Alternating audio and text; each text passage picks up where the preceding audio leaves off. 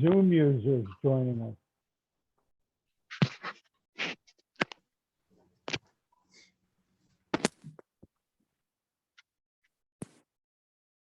Zoom user, identify yourself.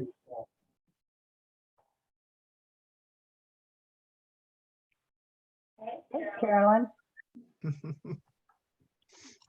Is that a legal name change? No, it always came up with my name before, so I don't know why. I'm trying to eat my breakfast, so I didn't want to have my picture out there till I'm done feeding my face. Okie dokie. Hi, Greg Hi, all. and Barbara and Lana. Morning, Lana. Well, looks to me like it's 10:30. So I will start the program. This house, meaning not my house, but the one we have on 21st Street, is for the ingathering of nature and human nature. It is a house of friendships, a haven in trouble, an open room for the encouragement of our struggle. It is a house of freedom, guarding the dignity and worth of every person. It offers a platform for the free voice, for declaring, both in times of security and danger, the full and undivided conflict of opinion. It is a house of truth seeking, where scientists can encourage devotion to their quest, where mystics can abide in the community of seekers. It is a house of art, adorning its celebrations with melodies and handiworks. It is a house of prophecy, outrunning times past outrunning times past and times present, in visions of growth and progress. This house is a cradle for our dreams, the workshop of our common endeavor. That was written by Kenneth L. Patton, and I'd like to welcome everybody this morning. Joys and concerns. Has Krista joined us yet? Nope, I do not see Krista. Anyway, birthdays. Krista Conway's birthday is today. And this week we have Matteo Pizzino. Oh, actually, his birthday is today also. And the Ryan family, Lucas Ryan and Jean Ryan, have birthdays in the next week. So happy birthdays, all of them. Are there any other joys and concerns? If so, please unmute yourself and speak up. You need to start with Richie. Oh, okay. I thought we were in the middle of joys and concerns. We are, it's part of it. Okay, well, before we go to you guys, Richie is going to read something written by Jen Grayson. Our Jen Grayson, I might add. For those of you that don't remember Jen Grayson, she was Jen Gray when she was a member of our congregation, and she's one of, half a dozen or more people who have risen from our congregation to become UU ministers. She's currently serving as interim minister at Tree of Life Congregation in McHenry, Illinois. She was ordained in our Scanlon Hall in 2014, and I think there's probably at least 2 people here today who made stoles for her for that ordination.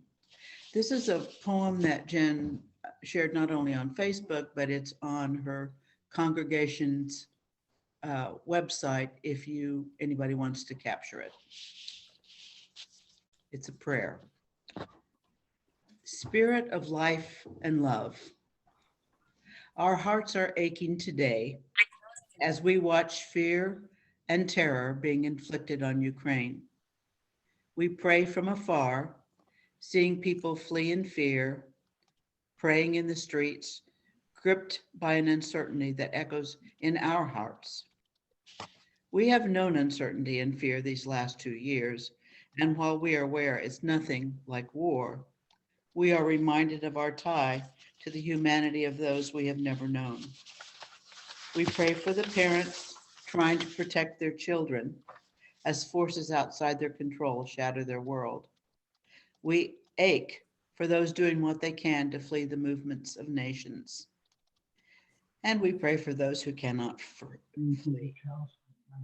May the world not turn its face away from this pain, even in those moments when we as individuals must rest our spirits. May our thoughts and prayers become actions that end the war and the threat of war forever. Amen. Amen. Thank you, Richie. You're on mute. I am not anymore. Any other joys and concerns? If I'm so, just please- wondering if Richie could put the URL in the chat. So if we wanted to go to that website to copy the prayer. Richie doesn't have the URL. Oh, What was the name of Tree of Life? Tree of Life Bobbi? Congregation in, and it's on their website, So just Google it. McHenry, Illinois. Right. thank you. And since we are being recorded, you can always come back to the recording on YouTube and refresh your memory. Anyone else have any joys or concerns? I don't have an update on anybody. I have not heard from Shannon's sister this week. I should mention, and I've mentioned it once before today, next week we'll be in person. There will be no Zoom. It will be live on YouTube. So if you're not planning on joining us, plan on joining on YouTube. The link will be has been published before, but it will be published again. All of our programs are being uploaded to YouTube. The last, I don't know, 12 programs or so. And going forward, everything will be on there. So I would add one concern, just for folks that know Dave, my husband David, he had another surgical procedure was planned. It was relatively minor and he's doing fine. thank you, Janine. We all have him and you in our thoughts. Anyone else? Bobbi?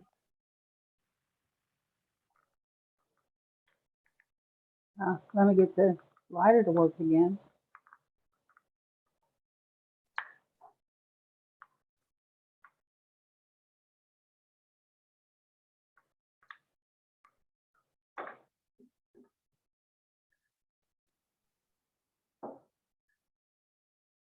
I call that mind free, which jealously guards its intellectual rights and powers, which calls no one master, which does not content itself with the passive hereditary faith, which opens itself to light whensoever it may come, which receives new truth as an angel from heaven. And this is a quote by William Ellery Channing. And now we'll have opening music.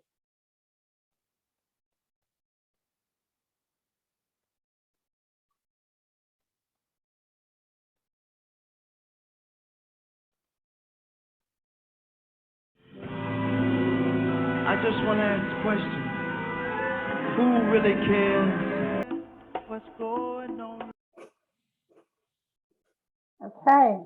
Today we're going to talk about the fifth principle, the right of conscience and the use of the democratic process within our congregations and in society at large.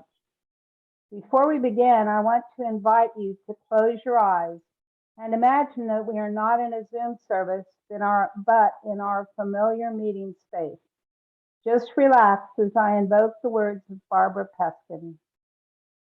In this familiar place, listen. to the sounds of breathing, creaking chairs, shuffling feet, clearing throats, and sighing all around. Know that each breath, movement, the glance meant for you or intercepted holds a life within it.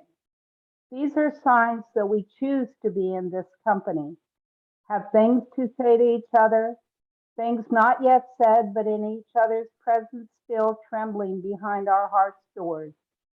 These doors closed but unlocked, each silent thing waiting, on the threshold between knowing and unknowing, between being hidden and being known. Find the silence among these people and listen to it all. Breathing, sighs, movement, holding back. Hear the tears that have not yet reached their eyes. Perhaps they are your own. Hear also the laughter building deep where joy abides despite everything. Listen, rejoice, and say Amen. And now let's consider the fifth principle, the right of conscience and the use of democratic process within our congregations and in society at large. What is the right of conscience? A right of conscience arises only in a society that takes seriously the autonomy of individual persons. According to the philosopher James Childress, a person's consciousness of and reflection on his own acts in relation to his standards of judgment. Rights of conscience are political rights that protect people's ability to do what they believe to be morally best. An autonomy right ensures that protected activities are not unduly prohibited or required. One autonomy right protects the practice of religion. Freedom of religion means that an individual's religious practice cannot be either prohibited or required. The primary conditions necessary for the legitimate exercise of the right of conscience consist of, first, the lack of harm posed to others by the exercise of the right of conscience. And second, the strength and sincerity of the beliefs that are the basis for a claim of conscience. To understand the political role of rights of conscience, it helps to think of the activities a person might engage in as falling into one of three political categories. 1, prohibited, 2, permitted, or 3, required. Freedom of conscience is a fundamental human right. It lets us live in alignment with our moral convictions. However, rights of conscience must be restricted when significant harm is posed to others. When it comes to UUFT, we must trust in each other's development of conscience. We could call it a commitment to the value of each person. In other words, the first principle, the inherent right and dignity of every person. Every one of us knows that we can commit to community and still find ourselves at odds with the community's decisions, as well as with other members of the community. Freedom of conscience, having already committed to a life of accountability to this community, demands fidelity, even in disagreement. We must all have the opportunity to voice our own deep feelings of fear or pain and to hear objections and the fear or pain of others and to respond to it according to the dictates of communal bonds. We must not fall into the trap of regarding those in disagreement with us as being the other. It is tempting to pick and choose the more attractive parts of what is offered in a community and to lie low when the more demanding tasks require and need attention. It is easy to get discouraged and then walk away disappointed and self-righteous. In a healthy community, each individual among us should occasionally be in the minority. The experience promotes spiritual growth, maturity, and a deeper understanding of the costs and rewards of our community. A. Powell Davis, an activist Unitarian minister of the mid-20th century, called conscience the side of the soul. The soul being the innermost part of each person that yearns to move toward greater insight and wholeness.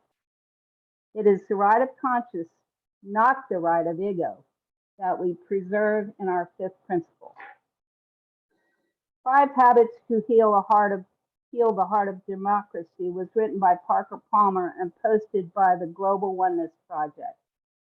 He begins with a quotation from Terry Tempest Williams, in which she notes, "The first home of democracy is within the human heart. Democracy takes root in our hearts when we resolve to act courageously, relentlessly, without giving up, as we craft a living democracy." Palmer describes the 5 enduring predispositions of the heart that he deems important for democracy to flourish.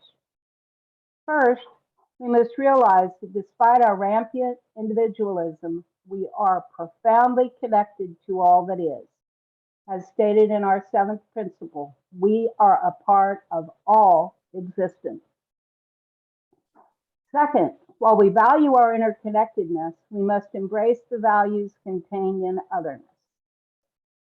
Third, the juxtaposition with connection inevitably breeds tension. The genius of the human heart, Palmer writes, lies in its capacity to use these tensions to generate insight, energy, and new life. Without the interplay of otherness in connection, we stagnate. Fourth, every person should have a vote about things that concern them. The 5th principle. We all need, as Parker says, a sense of personal voice and agency. Sometimes in a group or congregation, individuals feel disempowered by what they perceive as being a complex and domineering system in which they have no voice. Maybe this even applies to what's happening in our country. We need to feel that we have a part in decisions that are made and actions that are taken, even if votes do not go our way. Then we can all move forward together. 5th and finally, Palmer writes, we must find ways to create community among us. Community does not just happen. It is intentional. Our individual, free, and responsible searches for our own truth and meaning can become something larger as we seek ever greater truth and meaning together. These 5 predispositions lay out the promise and the purpose of the 5th principle, even all the principles for our congregation to accept as the promise of what a human community at its best can be. If we take on the challenge, is what we as a congregation can be. Democratic process means that the citizens, members, actively participate in the decision-making of the government. That government may be national, state, local, or the government of our fellowship.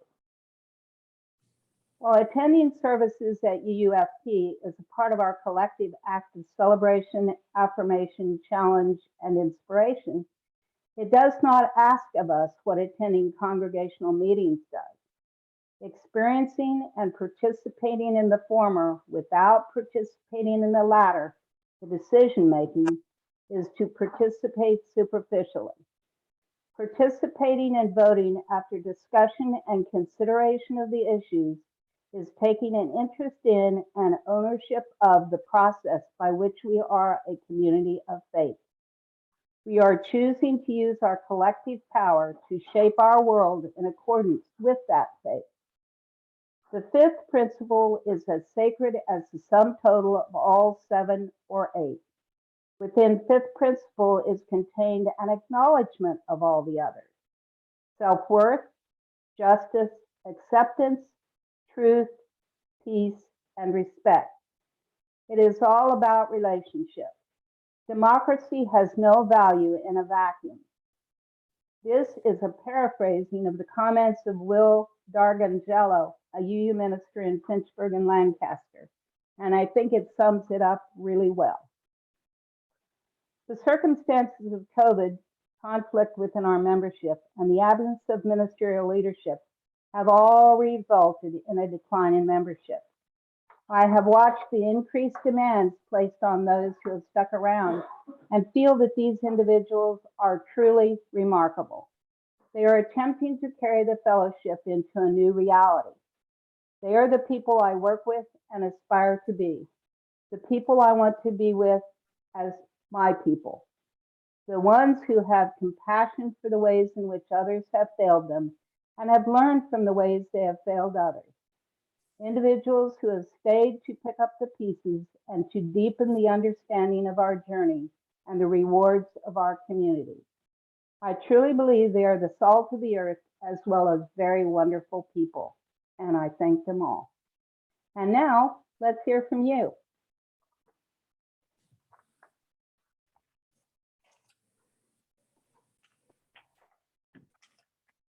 So if you have comments, please unmute and speak up.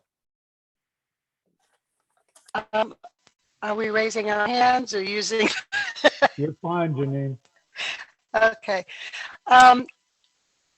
Boy, howdy. This one, there was a lot in there. I wish I brought a pad of paper and made notes. This was a difficult one. Really,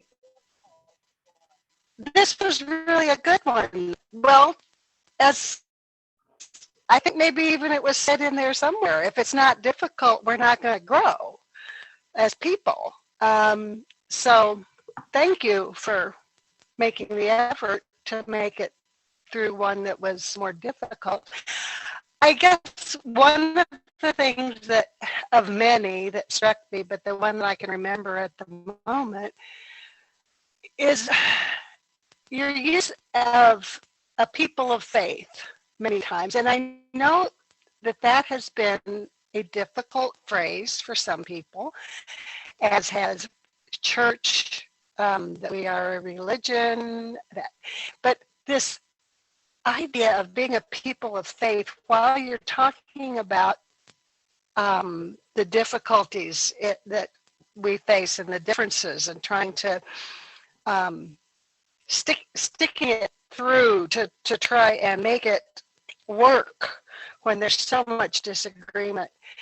To me, that's what I thought of when this phrase, people of faith, doesn't mean faith in necessarily a higher being, unless you're talking about a higher human being of all of us, and the faith that we can get through, and we can work together and heal together in order to continue to be together and not have to leave. That's kind of how all of it fit together for me. So thank you for the work that you did today. You're more than welcome. Janine, I think that's a really good point, and I think there's a program to be done on the word faith and what it means to everybody and all the different ways you can interpret that. If there is nothing to UU other than getting together and having potlucks and coffee and stuff like that, then we're a club, not a faith. So delving into what people consider a faith is, to me, very interesting. Mary. David, you were frozen. Thank Pardon you, me? David. The thing that occurs to me, especially with the use of the word faith in the context of democracy, is brings to my mind something that we may all struggle with in the next few months, where there will be a special election with the possibility of repealing from the Kansas Constitution a fundamental right for over half the population in terms of ability to seek full and complete legal health care. And in recent weeks, I've been engaged in many conversations with people about their positions on that particular question. And I find myself having to, and those of you who know me will be surprised at this, but sort of almost step back and say a prayer that I can be compassionate and understanding of people who don't think the way I do and who don't recognize the way I do what it means to have and be able to exercise a fundamental right as a human being. And I think that's where maybe out on the public square, if you will, which is much of where I spend my life, I find the challenge of living within the bounds of this principle. And I really appreciate the support that this congregation brings to me in that work, because it really is an act of faith. It's an act of faith that our democratic process will achieve the right end. And it has to be an act of faith, because I'm here to tell you, boy howdy, there is lots and lots of evidence that we can all sort of stack up on the check sheet that would show us that maybe our faith is misplaced. But it is a fundamental act of faith, just as surely as there's an act of faith for those people who believe in a higher being. So that's kind of my thought on that. Thank you, Mary.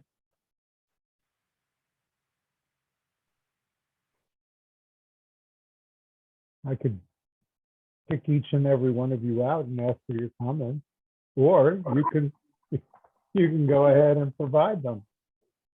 I'm sure you have input.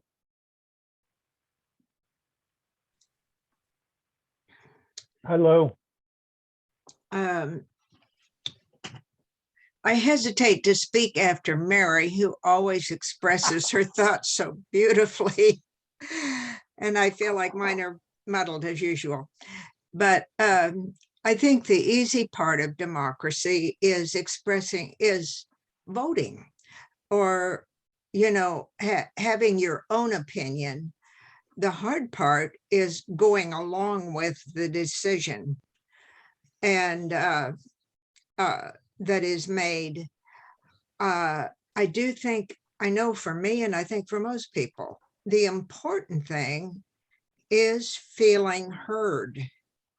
If you feel listened to, if you've had a chance to say what you think and have been treated with respect, it's a lot easier to go along with that decision. I agree.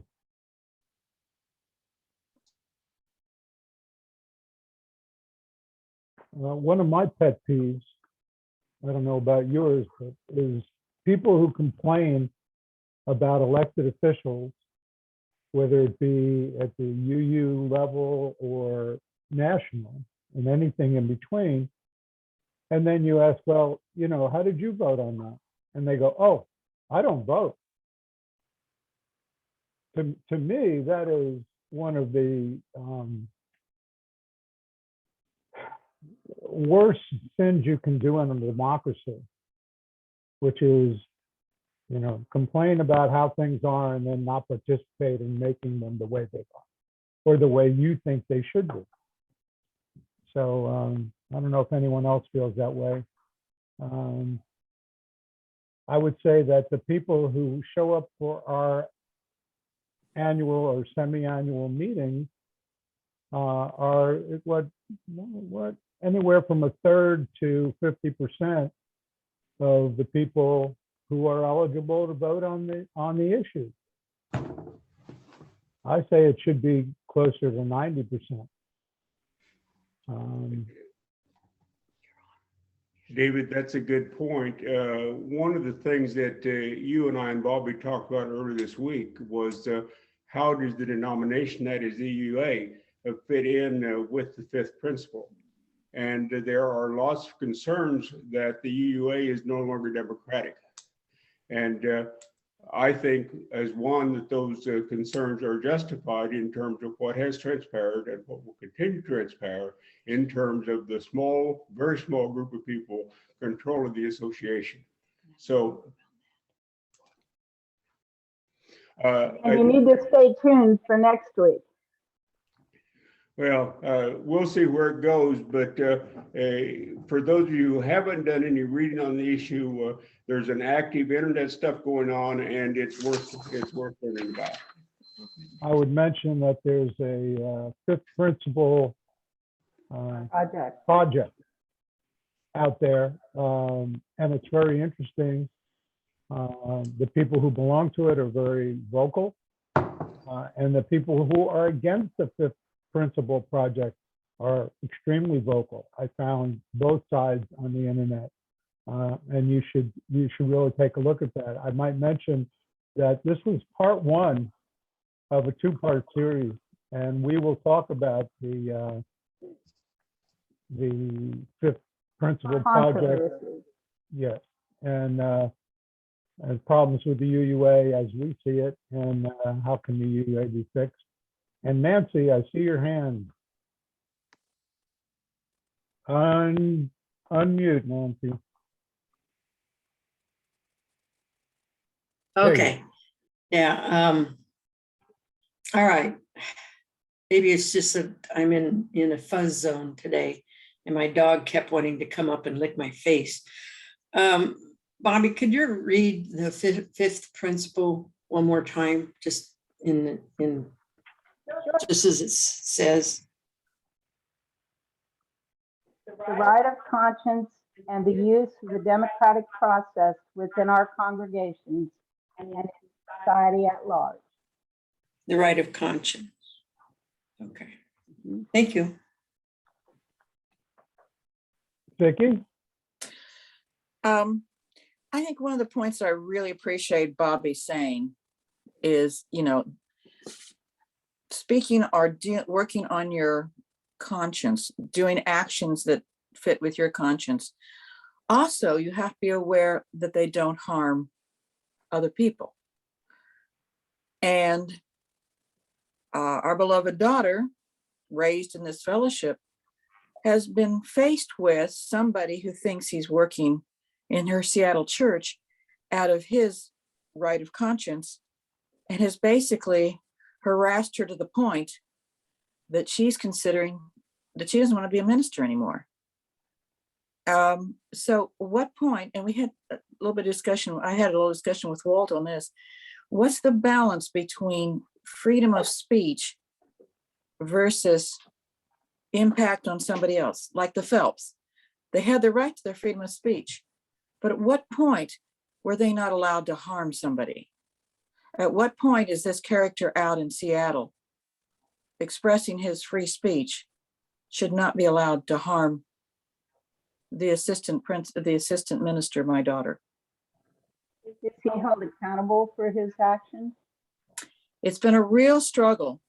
Now, as it turns out, and it was all about the eighth principle, the final result is the congregation voted overwhelmingly to accept the eighth principle after a year-long education and discussion project. Only 7% voted against it. But they had to really struggle with how do you handle somebody, a disruptive person, right, freedom of speech. It's been a real struggle for them. I'll bet. I've been asked to clarify, we are not doing the second part next week. I think it's sometime later in March or April. So stand by for that. Yeah, it's the next time we're responsible for the program, Right, which so is that would the be fourth 4 Sunday weeks of every from month. now. 4 weeks. Okay. Yeah, that's it. Thank you. Only you used the wrong hand, Bob. But thank you for that. Thank you for that audio visual picture there. That yes, thank you. Well, sometimes I lose track.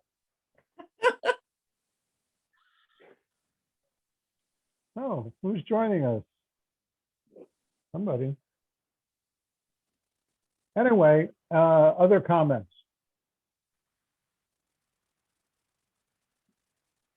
Yeah, Linda, speak up. Okay. I probably won't say this with very much grace. On a personal level at fellowship, I have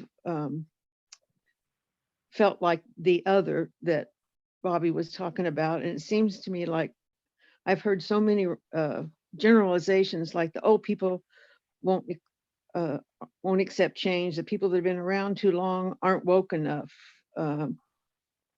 People are, when they're unhappy, they take their money away. I mean, it's been hurtful, the generalizations with nobody speaking directly. I don't know about any of the, if it's happened to anybody else, but people not coming, nobody said anything, tried to find out my feelings. I just hear these generalizations that makes me feel like other. Yeah, and look who's here. Yeah, the older people. So Okay. Linda, are you willing to say ouch to somebody so there can be an oops and you have a discussion directly? Are you willing to say an ouch to somebody? It just Including happened. me. Huh? It just happened a couple of weeks ago. Well, are you, yeah. If I'm one of the ouchers, tell me and let's go for a walk. Not a slow walk, a very slow walk. No, Vicki, it hasn't happened. I mean, when it has happened, you and me have talked about it. So hasn't been a problem. If it ever is, will you ouch and then so I can say oops and we can go for a walk? Oh, absolutely. Okay, got your pledge. You're pretty easy to be open with. Well, I have to jump in here if I may and just try to explain myself, because it's kind of like, what the heck am I doing here? Not because necessarily I'm new, but because in my own personal space, my own personal journey, I went through a time of being disconnected from my UU experience and my beloved community in Lawrence. I still think of the UUs in Lawrence as my beloved community. I have lots of friends there. And I had to make the decision when I was ready to come back to being active, being involved in this chosen democratic process. Even I'm living in Topeka, but why don't I just go back to my UUs in Lawrence? But I made the very specific decision that no, I wanted to engage with the UUs that are right here I wanted to bloom where I'm planted, so to speak, and be with people that I know are of like mind and like heart right here. And so I sort of injected myself into your story without any of this background. And all I do is I'm just very slowly hearing and learning and sensing your story. And all I can say about this program and about this topic is that I'm all for the fifth principle, because I'm living it actively, because I am here and I want to engage and to serve and to be fed by you. And I think that the best way, I think it's a genius that UUs have placed this smack dab in their principles, because that is, I think, how human beings best do this, is this democratic process, this give and take, this listening and speaking, this action in love. That's how we function. And I want to be a part of it. So that's my piece. Thanks, Susanna. Very valid. Lou. Thank you. Lou? You have your hand up? You're muted. Yeah, I do. And I just want to say thank you, Susanna, for being a part of us. You're much appreciated. Democracy is messy. And I think this is exactly where it's messy, and that is in decision making. If we just had a dictator that we all kowtowed to, it would be so much simpler. We Of did. course, we'd be unhappy, but at least we'd be orderly. Anyway, it's simply a messy process, and we have to work and work and work at it. That's all I have to say. Thank you, Lou. Nancy?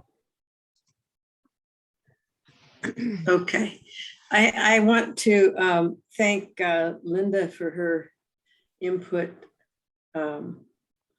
because I have been, it's been quite a while, but I was confronted with the, being old, or the idea of not adapting to change. It's not so much I was against change, I just didn't understand it, and I had a hard time. And but I think another area, I think just in the age category, I would just like to put out there, maybe I have in the past, but then I can't remember, that we go back to the dial phones and the push button phones and transistor radios, and times when those were just like, great things. And we've lived from that in through technology and technological times, and in the beginnings of home computers, and, Atari and Pong and all of those things. And had to wrap ourselves around a lot of change in this last century. The thing that, I try to share with people younger than me is that we were not born into some of the change. And so we don't necessarily have the grasp of it. And in my case, I really don't want to.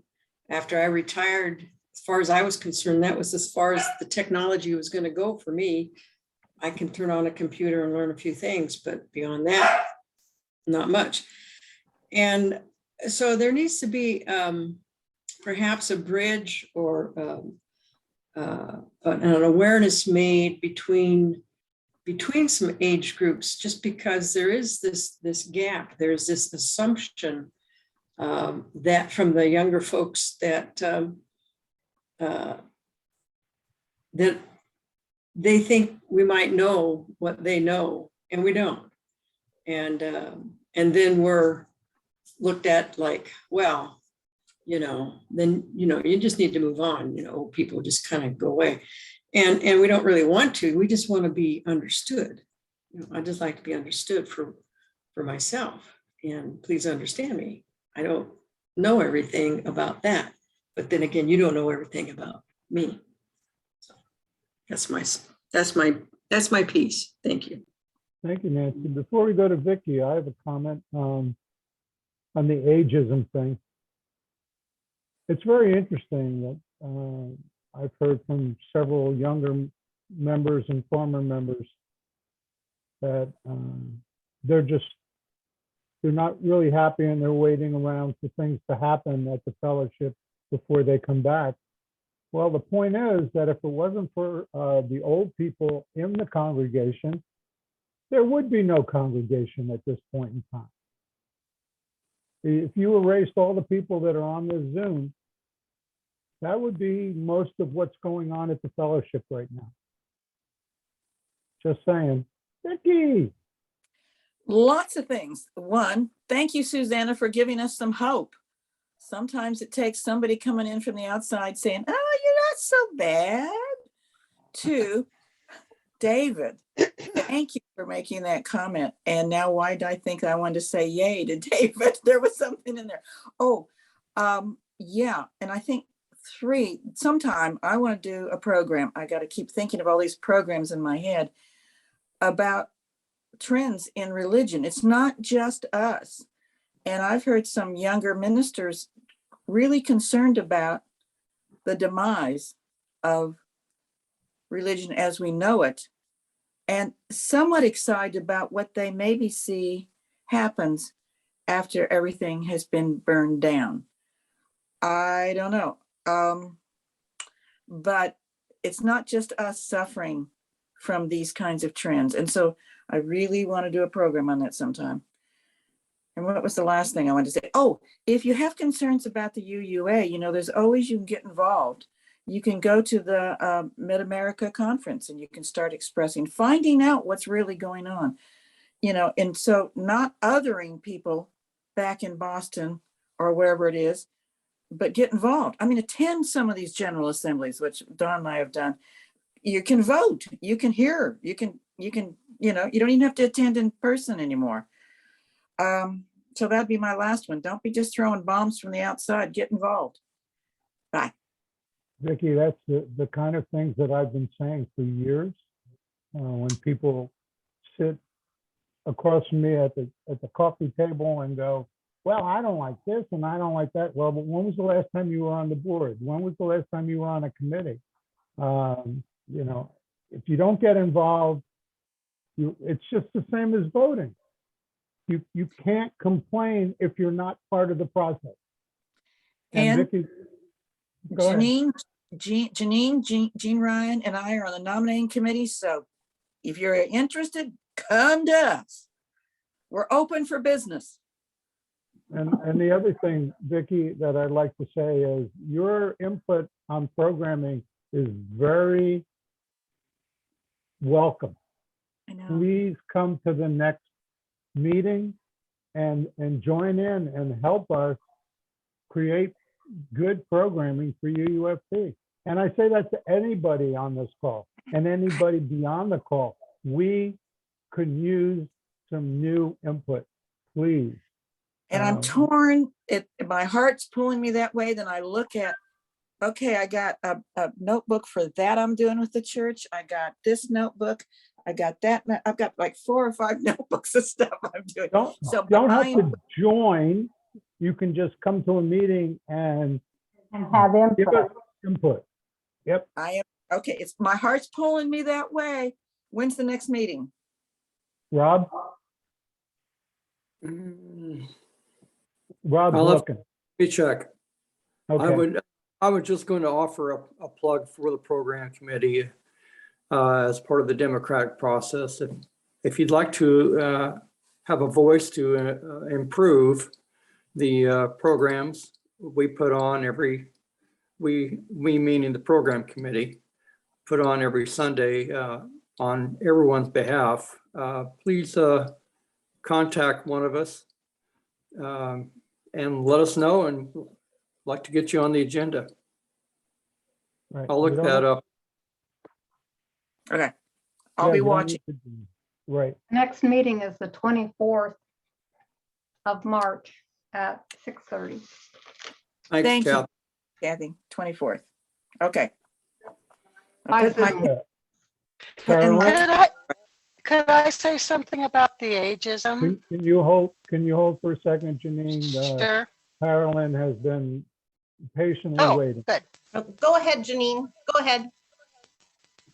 Well, I just wanted to say on the ageism piece, yes, I think the older generation, those of us that have been around for a long, long time, have been holding things together. However, I gotta say, if I were a younger person with a young family right now, trying to work, educate my kids at home through all this COVID stuff, I would feel overwhelmed and not want to deal with us too, I think. the retired folk are always going to have more time to give to this kind of a community. And I really don't want this conversation to go out on the internet sounding like, Whatever way you want. I I don't had know, it that way. blaming. You want it different? Hello, Bobbi. Yes. You're not muted. I'm sorry, David was wanting input. Yeah, well, I just don't want it to look like, well, we're the ones that stick around and hold it together, so you shouldn't complain unless you're willing to take part. There's a reason that there's been, besides what's going on internally here, what's going on internally here makes it easier to let this be the thing that drops in so many things that young families are having to deal with right now. Oh, So absolutely. yes, I appreciate all the work that everybody's been doing. But I don't want us to leave that impression either. Carolyn?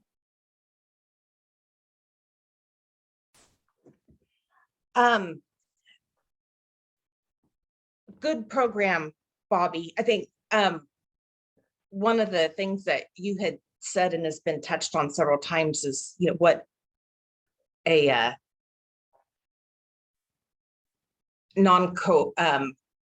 what a democracy really counts on is participation and equity. And if you don't have those things, it's very, very, very easy to manipulate the system. So one thing that I think is to be cautious of is hiding behind the word democratic or the phrase democratic process as a benevolent cloak. You know, having lobbied at the state level and local government, I mean, I know this is what we do is we go for 50% plus one. I don't care what the others are doing. I don't need them to move an agenda forward. So it's very easy to manipulate the system. So providing every opportunity for people to participate, but you can't force it either. You can't force people to participate. But making sure that everybody has access, has an opportunity, and the responses to the participation are equal. So like my input doesn't get more influence or weight than Linda's, for example, or anyone else's. So that those are the kinds of things that we just need to be conscious of and continue to work towards. Thanks. You know, I was, as you were saying that, I was thinking back to politics as I've experienced it in the last 30, 40 years. And one word just crept into my mind, which is what's the difference between politics, at least to me, 30 years ago, 40 years ago, and now.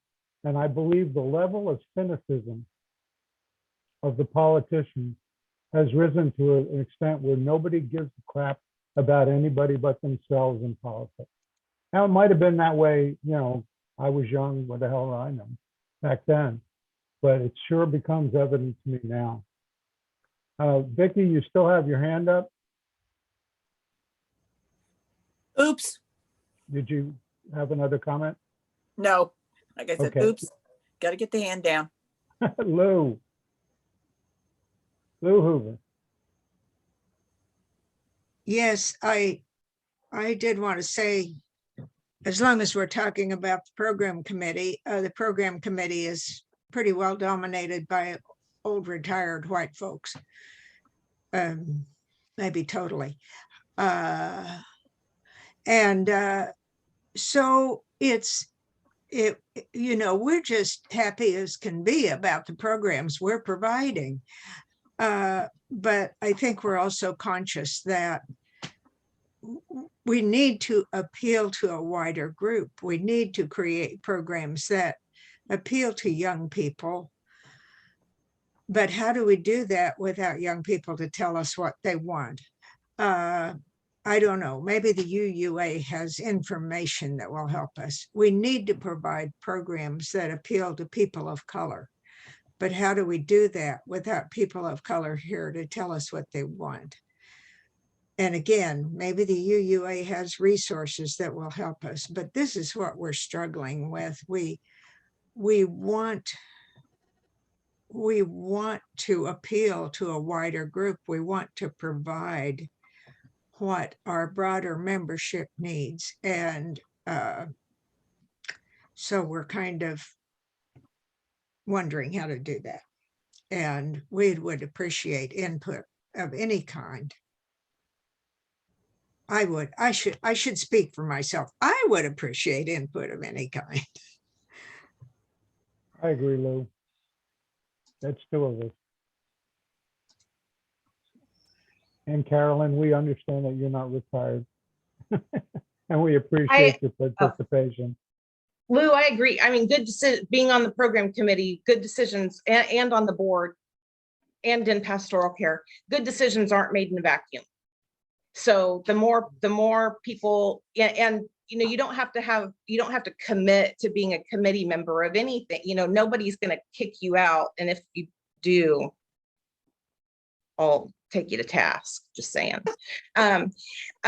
Nobody's going to kick you out for dropping in a meeting. I mean, you'll always be welcome. I think at any of our work groups or task forces. So, you don't have to participate. You don't have to, get an official name tag or anything for that committee. So, or a 3-ring binder. So drop in. Thank you, Carolyn. Frank. I guess I'm kind of out of the loop. I have been hearing about dissatisfaction and dissension in the fellowship for 2 or 3 years, and we had a reconciliation group that was formed, and we paid some money to somebody to solve whatever problems were, which I've never really been clear about. But whatever happened to the reconciliation group, is it still active, or what's the story? Anyone want to speak to that? Mediation group, I guess. Wasn't that what it was? A mediation group? Janine? Conflict resolution. Conflict resolution. Well, we have several members of that group here. And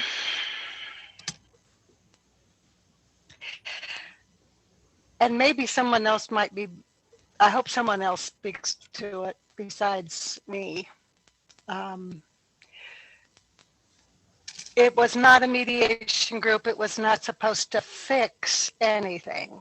It was to help us figure out how to fix ourselves. And as has been said today, that requires participation.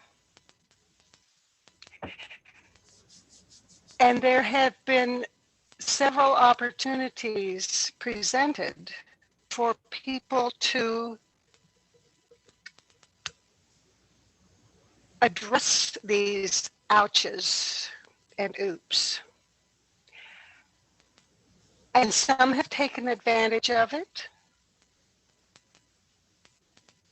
but many have not, whose ouches and oopses, ouches particularly, I have heard about, but I can't fix those on my own. The CRT cannot fix those unless people want to step forward and ask for help with that. Yeah, we know that part of the issue is many people with the ouches don't feel safe. stepping forward. People that may feel like they have been, their ouch is that they have been, feel like they have been accused of an oops or inflicting some kind of harm, have not stepped forward to say, how can I help fix this? And the CRT is very willing to hear those people. It is not about, and I've heard, Frank, I'm not zeroing in on you by any means, because you're not the only person that has said, I want to know.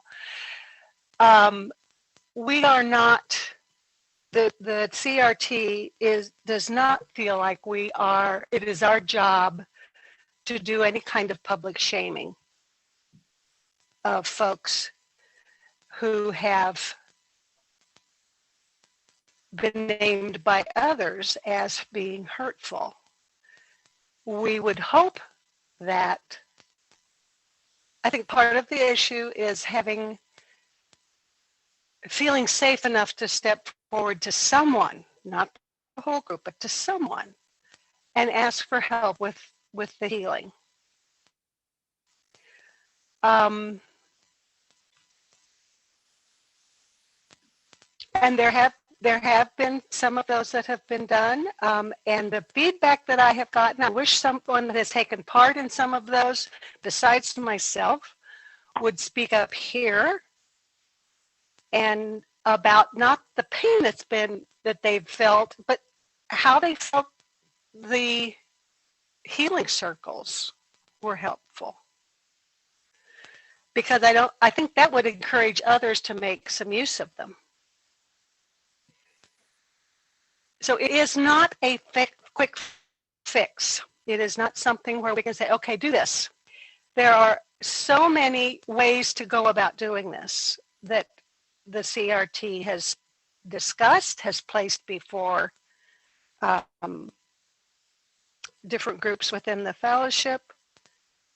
We all need, it is not something the CRT is to fix, it is something all of us need to. So, I don't know if anyone else in the CRT would like to speak, or anyone who's taken part in any of the healing. But I think that's, unless someone has another question, and I would ask that somebody else from the CRT speak to it. I just want to throw in a comment here. I'm not from the CRT, but I am, how do I want to put this? I appreciate the level of trust that's here, that we are bringing up our pain and that we are bringing up things that have hurt us in the past. You know, I just want to say we're starting to trust each other. Yes, Linda.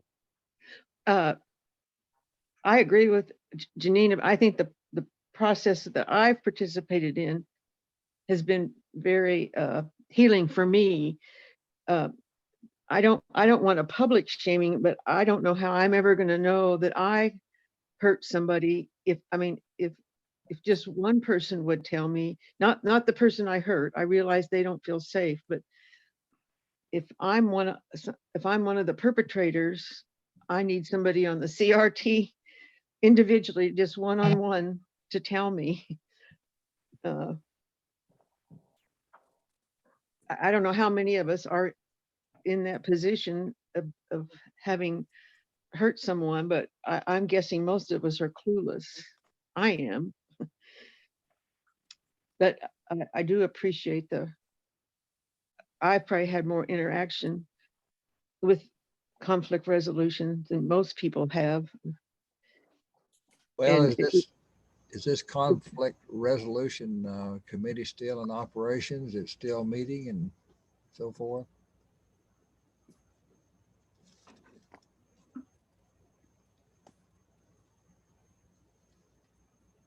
No one has an answer.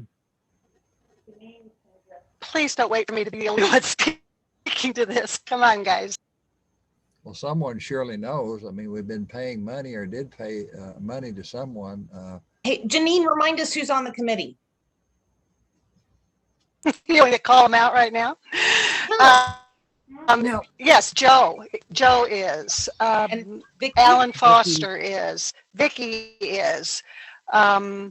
Raymond Powers is. Lana Balka is. Vicky is. Did I say Vicky? I think I named most of us. I think there. We are trying to find another time to meet to look at what we see as where things have progressed to and what might be some of the things we can suggest. Again, we have to work really hard not to be the ones that are expected to fix things. But what was the other question you had? Oh, the people that we hired as consultants have continued to meet with Healing Circle folk that need a healing circle. So, but the team itself is pretty much no longer meeting with the consultants. We feel like we're to a place where pretty much we can do that without them. So I can speak a little bit to Frank's question. Although Jean pretty much answered it, the committee is still all together. We haven't met for quite a while, I guess. And talked about meeting a couple weeks ago, and that we couldn't put it together. So we'll probably meet again sometime in the near future. But just, I don't know, this is my opinion. This committee's been going on for at least a couple years. And for most of that time, it was really intensive work. And I, for one, am a little burned out, but so week after week, kind of talking about people's conflicts and what we can do about that was pretty draining, I have to say. So, and I agree with what other people have said. You know, a lot of the people have participated in things and some people haven't, and you know, that's up to the people involved, but I guess it would be nice if more people had participated in things we set up, and we'll probably do more things in the future. But I think the committee all decided that it pretty much comes down. We've got the principles that are super helpful in dealing with ourselves and other people, and learning how to listen to each other and be kind to each other. That pretty much is the best we can do with most people's conflicts, is to kind of encourage that. And when that isn't enough, then we have the consultants that will, they're professionals at it, and they'll deal one-on-one or one-on small groups or whatever, because the members of us in the committee here in the fellowship don't have the skills or the distance to do that. So I think in all, it's been a really worthwhile thing, and it's helped some people quite a bit. Some people don't appear to have been helped by it, but we've done what we can do, I think. So maybe some others on the committee might want to chip in. Frank, did that answer your question? Well, I guess the answer is it just kind of died. Is that it? Oh, that's not what he said. Without hasn't died. anything. It's limping along. It's limping along without much to show for its work. Is that it? No, I think you're putting words in my mouth. I think we've accomplished a lot, and I don't know. I guess we can continue doing the same things over and over, and the same people will be helped by it. But yeah, I think we're continuing. We're just in a lull. I'm sure COVID didn't help. No. Vicky has her hand. Still have your hand up? Go ahead. Yeah, and Jabel's also on that committee. I want to make sure that she gets named. And the thing is if anybody has an issue with somebody else, we've got these 7 people who would be willing to listen. And the deal is, it all comes down to the individual being willing to reach out to somebody else, or maybe say, hey, can you talk to so-and-so? We're not wizards. We can't solve these issues. I don't know. Have to step up and take some responsibility yourself. And I will say the other thing is, to me, it's been very helpful to start working with people in some of the projects I'm working with on y'all. And people now are feeling comfortable enough to start saying, here's where my ouch was. And the people that did not know about that ouch can say, oh, that was a real oops, and I'm sorry that happened to you. And so I think as we open up more and we're more in face-to-face, hopefully more of this can happen, hopefully. Beth, And I you saw that also, you also sorry. have to remember the healing circles are based on confidentiality. So if something happened and a healing circle worked between 2 people, you're not going to hear about it. That's part of the process. Good point. Beth, did you have something? Oh, I unmuted. I just wanted to say how valuable this feels to me, that the program on the 5th principle is timely and it's impactful, and it does make me think about how I need to contribute to my beloved community. So thank you, Bobbi, and thank you all who are continuing on the program committee. So I really appreciate this program in particular, has been kind of a step forward for me. So thank you. I must say I'm a little surprised Kent didn't chime in on politics and voting and stuff like that, but that's okay. I'm not trying to call you out. I know you have some opinion. Moi? So we do appreciate you working on the bylaws. Yes, absolutely. Get a background to it, yes. Rob, you're up. Yeah, I have a question for everyone. Is there a unspoken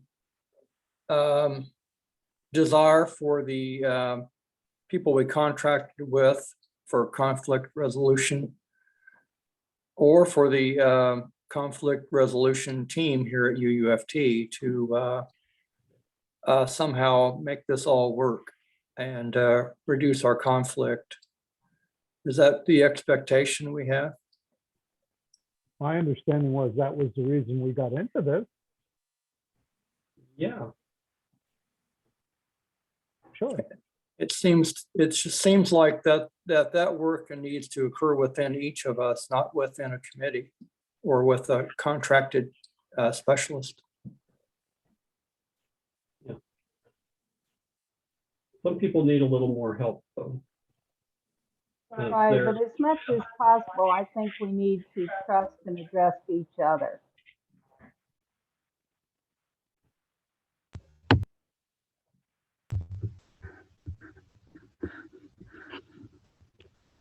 Okay, well, that said, and we're getting on in time, Bobbi's got some closing words.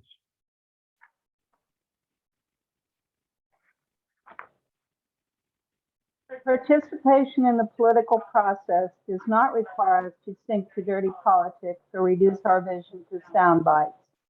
As our circle of compassion has expanded, so have our capacities to keep ego from dominating the world, to build movements based on distributed power, and to listen deeply to the fears and hopes of those we are trying to reach, and to choose language that communicates our common humanity and aspirations. Those are the words of Sarah Ruth Gelder. And then our time together ends in the days before we come together again. May our actions match our words. May our thoughts be filled with love. And may we truly make a difference in a troubled world by Jim Whitman. And now music.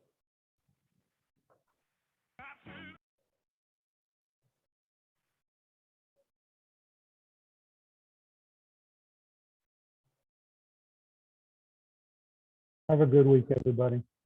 Remember, we're in person next week. It'll be nice to see everybody's real face. Smiling faces. Thank you, thank Yippee! you. Yippee. You're welcome.